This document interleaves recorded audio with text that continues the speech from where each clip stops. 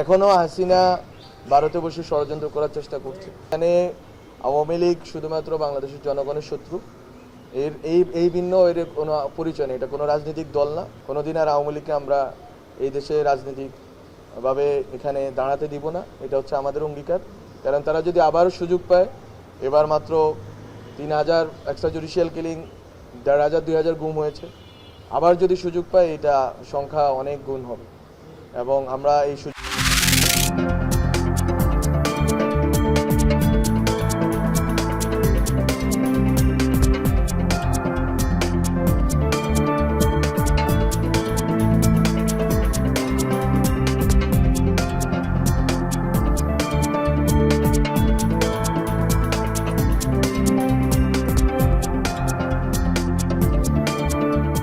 সংস্কার আর নির্বাচন তো আলাদা জিনিস না। সংস্কার সংস্কারের মতো চলবে, নির্বাচন নির্বাচনের মতো চলবে।